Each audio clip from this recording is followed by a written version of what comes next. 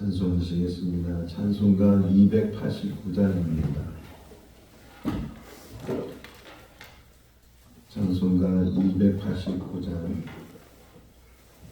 주 예수 내 맘에 들어와 계시는 변화여 새 사람 되고 내가 늘 바라던 참된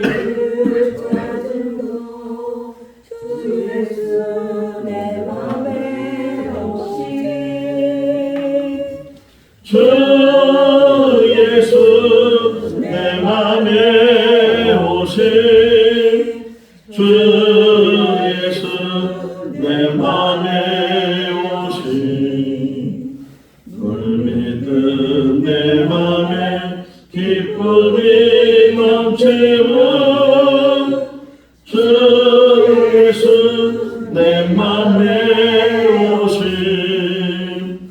주 예수 내 맘에 들어와 계시는 망령된 행실을 끊고 머리털보다도 더 많던 내 죄가 눈보다도 이어졌네 주 예수 내 맘에 오신 주 예수 내 맘에 오신 물밀듯 내 맘에 기쁨이 넘치는 주 예수 내 맘에 오신 내 맘의 소망을 든든히 가리는 주 예수 내 맘에 오신 의심의 구름이 사라져버린도 주 예수 내 맘에 오신 주 예수 내 맘에 오신 주 예수 내 맘에 오신 물밀듯 내 맘에 기쁨이 넘치는 주 예수 내 맘에 오신 사망의 음침한 골짜기 가다가 밝은 빛 도련히 비춰 저 멀리 하늘 환하게 보인도 주 예수 내 맘에 오신 주 예수 내 맘에 오신 주 예수 내 맘에 오신 물밀듯 내 맘에 기쁨이 넘치는 주 예수 내 맘에 오신 내가 저 천성에 올라가 살기는 주 예수 내 맘에 오신 천성에 올라가 주님을 뵈리니 그 기쁨 비길 데 없네 주 예수 내 맘에 오신 주 예수 내 맘에 오신 물밀듯 내 맘에 기쁨이 넘치는 주 예수 내 맘에 오신 고린도후서 12장 1절에서 10절 말씀입니다. 고린도후서 12장 1절에서 10절 말씀. 무익하나마 내가 부득불 자랑하노니 주의 환상과 계시를 말하리라. 내가 그리스도 안에 있는 한 사람을 아노니 그는 14년 전에 셋째 아들에 이끌려간 자라. 그가 몸 안에 있었는지 몸 밖에 있었는지 나는 모르거니와 하나님은 아십니다. 내가 이런 사람을 아노니 그가 몸 안에 있었는지 몸 밖에 있었는지 나는 모르거니와 하나님은 아시느니라. 그가 나름으로 이끌려가서 말로 표현할 수 없는 말을 들었으니 사람이 가히 이르지 못할 말이로다. 내가 이런 사람을 위하여 자랑하겠으나 나를 위하여는 약한 것들 외에 자랑하지 아니하리라. 내가 만일 자랑하고자 해도 어리석은 자가 되지 아니할 것은 내가 참말을 합니다. 그러나 누가 나를 보는 바와 내게 듣는 바에 지나치게 생각할까 두려워하여 그만두노라. 여러 계시를 받은 것이 지극히 크므로 너무 자만하지 않게 하시려고 내 육체의 가시 곧 사탄의 사자를 주셨으니 이는 나를 쳐서 너무 자만하지 않게 하려 하심이라. 이것이 내게서 떠나가게 하기 위하여 내가 3번 주께 간구하였더니 나에게 이르시기를 내 은혜가 내게 족하도다. 이는 내 능력이 약한 데서 온전하여 짐이라 하신지라. 그러므로 도리어 크게 기뻐함으로 나의 여러 약한 것들에 대하여 자랑하리니 이는 그리스도의 능력이 내게 머물게 하려 함이라. 그러므로 내가 그리스도를 위하여 약한 것들과 능력과 궁핍과 박해와 공고를 기뻐하노니 이는 내가 약한 그때에 강함이라. 아멘. 할렐루야. 아멘. 사도행전에 보면 바울이 등장하는 때가 스데반을 순교하는 그런 장면에서 바울이 등장을 합니다. 그때 이름은 사울이라고 말하는데 스데반이 많은 사람들 앞에서 하나님의 말씀을 전했고 그 말씀을 들은 사람들이 마음의 찔림을 받았는데 그런데 베드로가 설교할 때도 사람들이 마음의 찔림을 받았고 스데반이 설교할 때도 마음의 찔림을 받았지만 베드로 때는 사람들이 우리가 어찌 알고 어떻게 하면 좋겠냐고 그래서 그들이 회개하고 하나님께 돌아온 반면에 스데반의 말씀을 듣고 마음에 찔리는 사람들은 오히려 더 마음이 강팍해지고 귀를 막고 마음을 막은 다음에 스데반을 돌로 쳐 죽이는 그러한 일을 행했어요. 근데 스데반이 돌에 맞았을 때 그 스데반 제일 앞에 서서 증인된 사람이 바로 바울이에요. 그 바울이 이렇게 스데반이 죽어가는 모습을 봤는데 이제 거반이 이제 돌에 많이 맞아서 정신이 없을 정도로 그렇게 혼미해지고 그런데 스데반이 하늘을 이렇게 우러러보면서 하늘의 보좌가 보인다고 그리고 그 보좌 우편에 예수 그리스도가 서 계시다고 사람들한테 그렇게 외치는 거예요.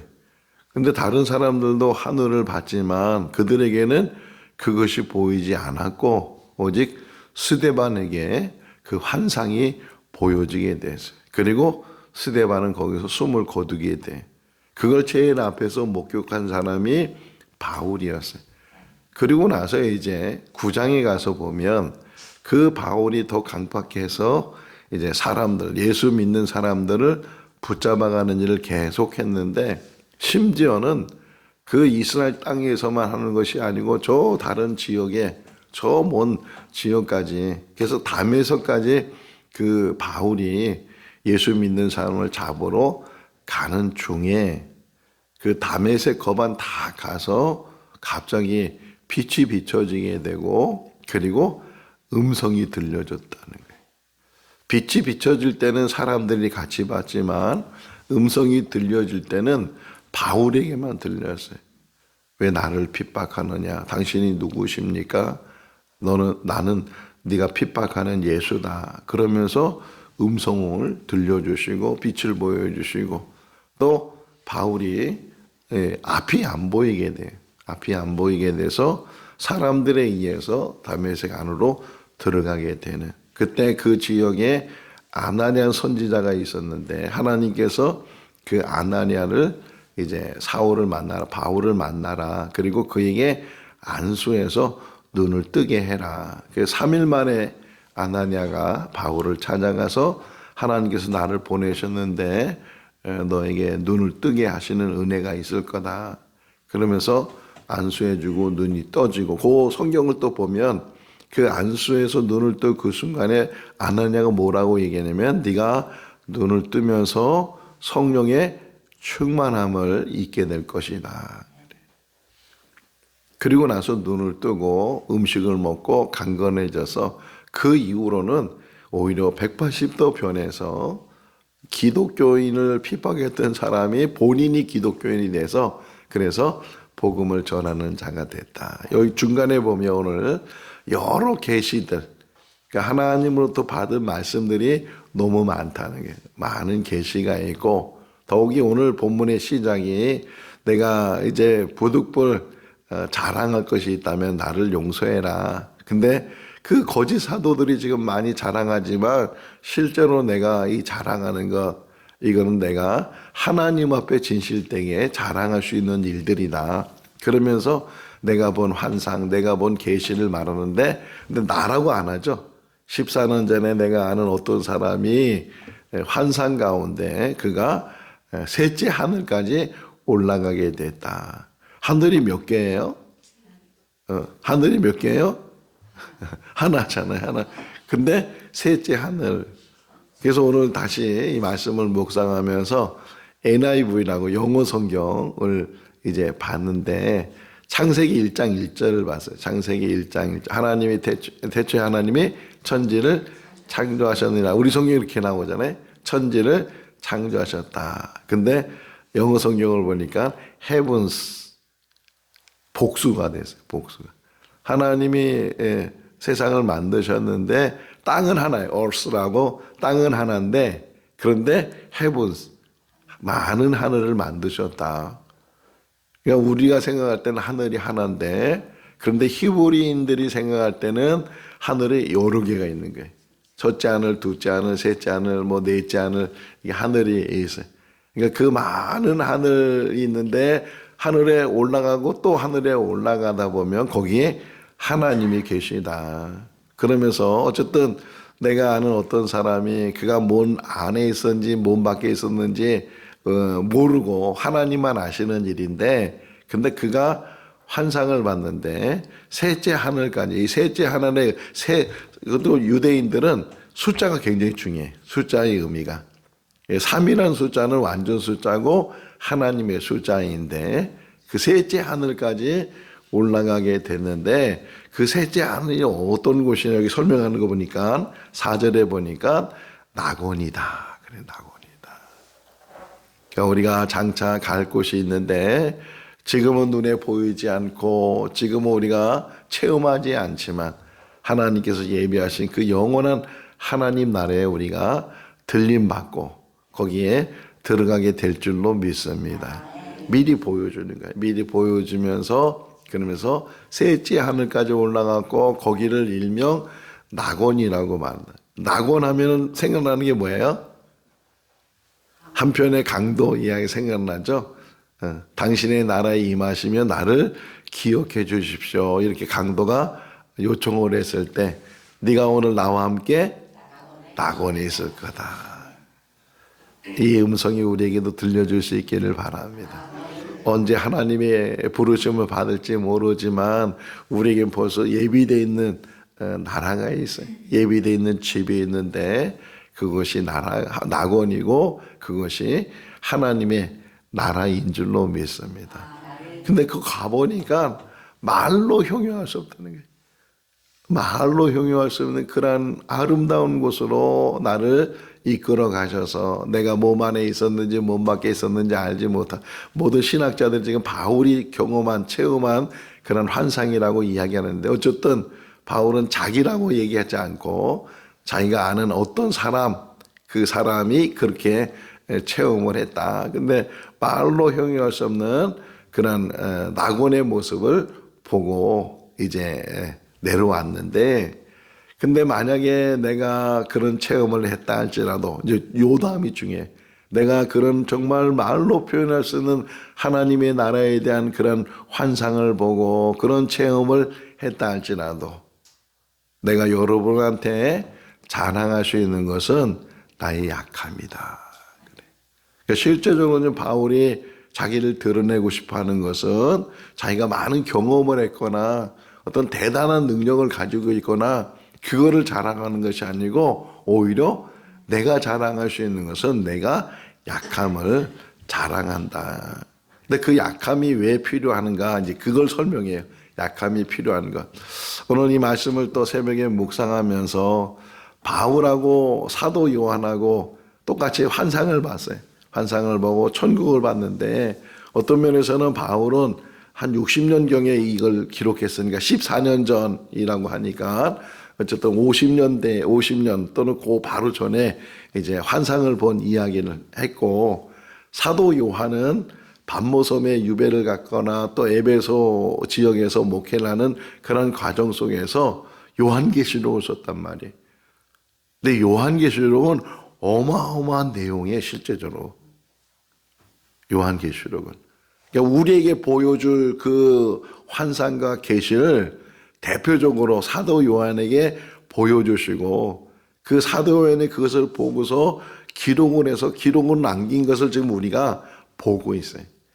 근데 이 사도 요한이 본 것도 하나님 나라를 보고 낙원을 보고 천국을 봤는데 그것도 다 보지 못한 거예요. 다 볼 수도 없잖아요. 다 보지 못한 건데도 이 사도 요한이 이걸 쓰면서도 내가 이렇게 황홀한 것을 볼 수 있고 내가 우리가 갈 수 있는 그 천국에 대해서 이렇게 기록할 수 있는 것이 자기에는 너무 감격스러운 일이고 그렇게 이제 우리에게 전달해 준 것이 요한계시록인데, 그런데도 불구하고 사도 바울은 한 번의 어떤 경험을 가졌는데도 그것이 그에게는 평생 잊지 못하는, 죽어도 죽는 것이 아니고 하나님이 예비하신 그곳으로 우리가 이제 초대를 받게 되고 영접을 받게 돼서 그래서 그곳에 간다는 그 기쁨을 가지고 복음을 위해서 일하는데, 그 이 땅에 사는 날 동안 그가 자랑할 수 있는 게 뭐냐?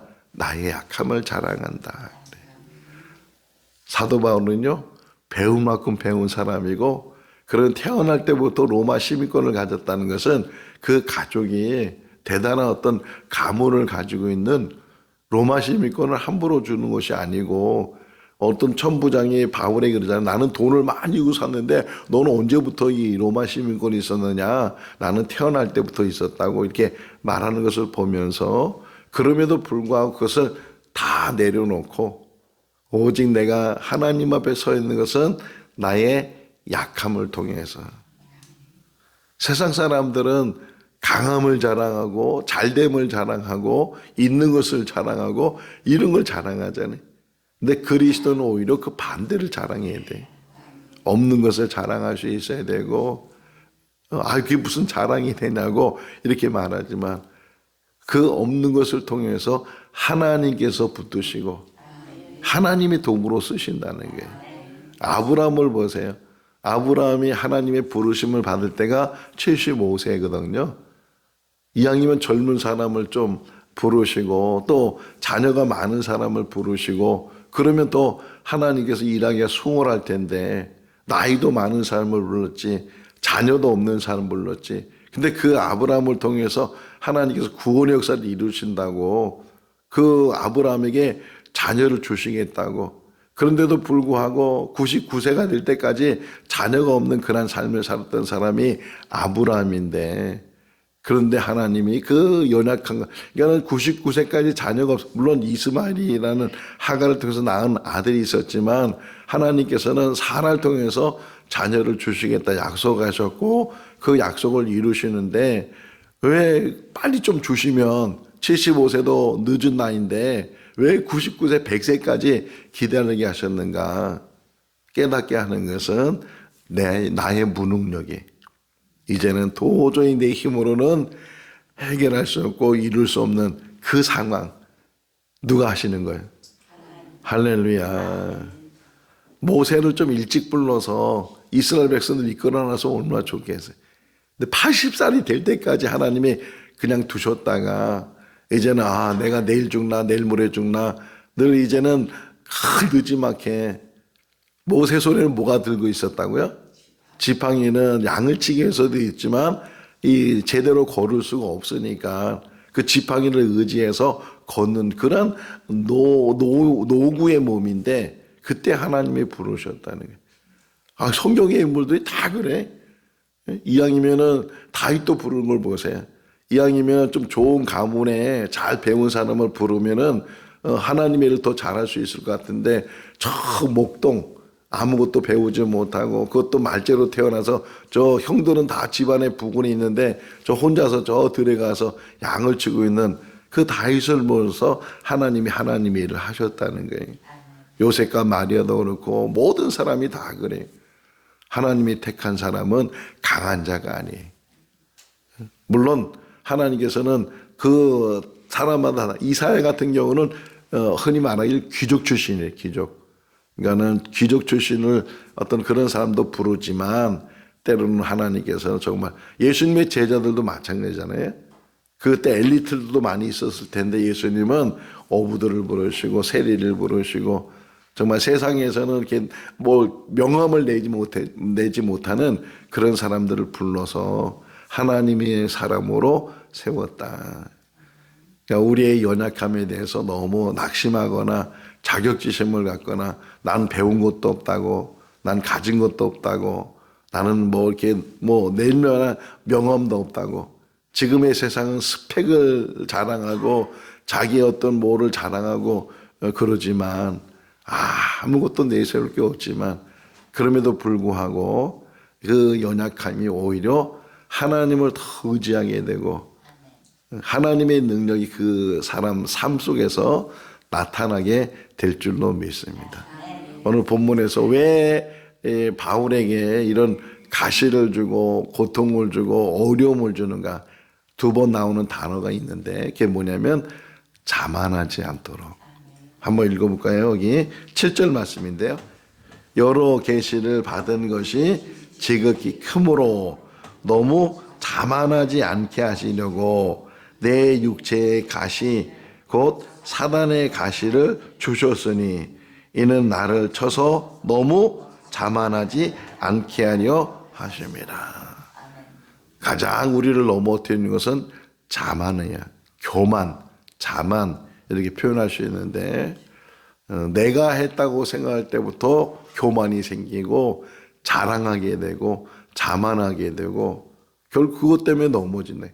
초대왕 사울이 그렇게 처음엔 겸손으로 시작했던 그 사울이 결국은 교만해서 하나님의 보르심을 받게 되는 그런 모습들을 보면서 우리가 평생 살아가면서 항상 자기 자신을 살펴야 되는 것은 나는 늘 부족한 사람이고 나는 늘 하나님 앞에 연약한 자이고 하나님의 은혜가 아니면 하루도 살 수 없다는 것. 그다음에 은혜라는 얘기가 나와요. 자, 이제 가시라는 얘기가 나왔잖아요. 육체의 가시가. 가시의 의미는 뭐예요?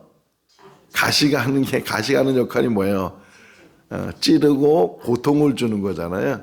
그러니까 육체적인 가시라고 하니까 육체적으로 이게 찔림을 당하는.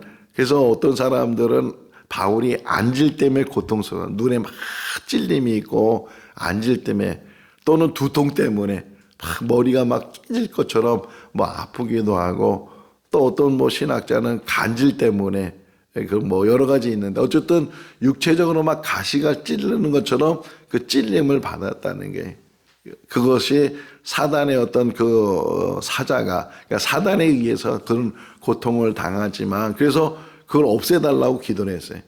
바울은요 치유의 능력이 있는 사람이에요. 그 바울은 심지어는 유도구 같은 경우는 죽은 자를 살리기도 하고 그런 바울의 어떤 치유 능력이 있는데 자기 자신에 대해서는 치유하지 못했다는 거예요. 3번씩이나 이렇게 하나님 앞에 간구했는데 그런데 들려오는 응답이 있어요. 여기 9절 읽어볼까요? 나에게 이르기를 내 은혜가 내게 족하도다. 이는 내 능력이 약한 데서 온전하여짐이라 하신지라. 그러므로 도리어 크게 기뻐함으로 나의 여러 약한 것들에 대하여 자랑하느니 이는 그리스도의 능력이 내게 머물게 하려 함이라. 할렐루야. 근데 그렇게 세 번씩이나 이 문제를 해결하려고 애썼는데 오히려 하나님께서 응답하시기는 지금 네가 받은 은혜가 족하다. 내가 지금 고통 속에 있는데 그게 족하다는 거예요. 이거 좀 역설적이잖아요. 해결해 주면 족한데 근데 이 은혜가 됐어요. 오늘 새벽에 이 말씀이 사람은 부족함을 느끼며 사는데 하나님은 너는 부족한 게 없어. 이 음성이 들릴 수 있기를 바랍니다. 왜 우리가 고민하고 근심하고 염려해요? 부족하다고 생각하니까. 근데 하나님은 너 부족한 게 없어. 열왕기하 4장을 보세요. 그 정말 어떤 여인이 엘리사를 찾아와서 막 엉엉 우는 거예요. 내 남편은 죽었고 빚은 많고 두 아들은 노예로 끌려갈 상황이고, 그러니까 엘리사가 그 여인에게 너 가지고 있는 게 뭐냐 그렇게 물었어요. 가지고 있는 게 뭐냐. 그러니까 이 여인의 대답이 조금 기름 한 병 외에는 아무것도 없어요. 이렇게 표현해. 기름을 가지고 있습니다. 근데 너무 적습니다. 뭐 이런 정도로 얘기했으면 모를까. 근데 그가 얘기하고 싶어 하는 거는 없습니다. 이 얘기를 하고 싶은 거예요.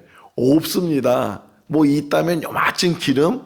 그거 뭐 아무것도, 이 기름 갖고 뭐 하겠습니까? 이렇게 대답하는 거예요. 요거 아무것도 아닙니다. 이건 있거나 말거나 없는 것입니다. 아무것도 없습니다. 부족합니다. 너무 부족합니다. 근데 그 여인이 가지고 있는 작은 기름 한 병이 그 여인의 빛을 갖게 하고 심지어는 생활비까지 해결했다. 우리에게 부족하다고 생각하는 그 부족이 오히려 하나님이 보실 때는 족하다는 거예요. 더욱이 그 부족함이 어떤 결과를 가지고 있느냐. 9절 끝부분에 보게 되면 하나님의 능력이 내 안에 머물게 한다. 부족함이 없으면요, 하나님 의지하지 않고 기도하지 않고 신앙생활도 취미 정도로 하는 정도로 하는데, 부족하면 하나님 앞에 매달려야 되고 하나님 앞에 엎드려야 되고 늘 하늘을 쳐다봐야 되고, 오히려 우리의 그 연약함, 오히려 우리의 부족함, 그것이 오히려 하나님과 관계 속에서는 더 부유함이 되고 더 넉넉함이 되고 더 모든 문제들을 해결할 수 있는 열쇠가 되는 줄로 믿습니다. 이 땅에 산 날 동안 하나님께서는 우리에게 필요한 모든 것을 벌써 다 주셨어요. 우리에게 필요한 모든 것을 주셨고 또 앞으로 주실 거예요. 필요한 건 하나님이 다 알아서 주시니까 무엇을 먹을까, 무엇을 마실까, 무엇을 입을까, 뭐라고요? 누가 말씀하신 거예요? 주님께서 우리에게 말씀하셨어요. 오늘도 있으면 있는 대로 감사하고 부족하면 부족한 대로 감사하고 약하면 약한 대로 감사하고. 전에도 말씀드렸지만 그러나 내 어떤 상황이든지 의기소침하거나 자격지심을 갖거나 남들 앞에서 부끄럽거나 또 남들 앞에서 그냥 기죽거나 그러지 말라는 거예요. 그때서 자만하거나 자랑하거나 자기를 드러내거나 또 그것도 위험해요. 항상 겸손한 가운데 당당하고 항상 하나님 앞에 서 있는 것을 늘 깨닫고 자신감을 잃지 말고 두려워하지 말고. 늘 말씀하시잖아요. 천사가 나타날 때마다 하시는 말씀이 두려워하지 말라. 풍랑을 만나고 있는 제자들을 무리를 걸어와서 예수님이 하시는 말씀이 내니 두려워하지 말라. 그 하나님이 우리 하나님이시고 우리와 함께 하시는 하나님인 줄로 믿습니다. 오늘도 당당하게, 오늘도 자신감을 가지고 그러면서도 겸손하게, 그러면서 연약함을 감사하면서 부족함이 없는 삶을 살고 있다는 사실에 간증하면서 주님 주신 귀한 삶을 사는 오늘 하루의 복된 삶이 될 수 있기를 주님의 이름으로 축원합니다. 기도하겠습니다. 사랑이 많으신 하나님 아버지, 세상 사람들이 보지 못하는 하나님의 놀라운 은혜를 저희들 보게 하시고 세상 사람이 보지 못하는 천국을 보는 은혜가 있게 하여 주시옵소서. 우리를 위해서 예비된 영원한 하나님 나라가 있는 줄로 믿습니다. 때가 되면 그것으로 우리를 불러주시고 영접하여 주실 줄로 믿습니다.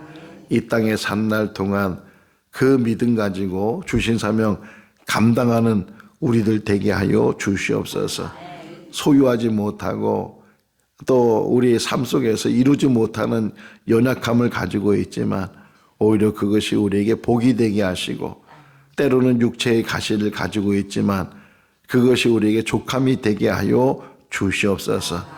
이제까지 받은 하나님의 은혜도 헤아릴 수 없으며 또 앞으로 살아가면서 받을 은혜를 기대하면서 저희들은 늘 감사하며 또 기대 속에 삽니다. 하나님 역사하셔서 2025년을 잘 마무리하게 하시고 2026년도에는 또 하나님이 주시는 신령한 은혜 가운데 저희들 복된 삶이 되게 하여 주시옵소서. 자만하지 않게 하시되 자신감을 잃어버리지 않도록 붙들어 주셔서 당당함으로 세상에 살아가는 우리들 되게 하여 주시옵소서. 오늘 또 진천요양원에 가서 거기 계신 어르신들과 함께 성탄 예배를 드립니다. 하나님 아버지, 그 모든 분들에게 찾아와 주시고 만나 주시고 어루만져 주시고 그들의 영혼을 불쌍히 여겨 주셔서 천국 백성으로 인쳐 주시옵소서. 예수님을 영접하는 역사가 일어나게 하시고 하늘나라를 바라보게 하시고 믿게 하시고 소망하는 귀한 시간이 되게 하여 주시옵소서. 함께 하심을 감사드렸고 예수님의 이름으로 기도하옵나이다. 아멘. 마쳤습니다.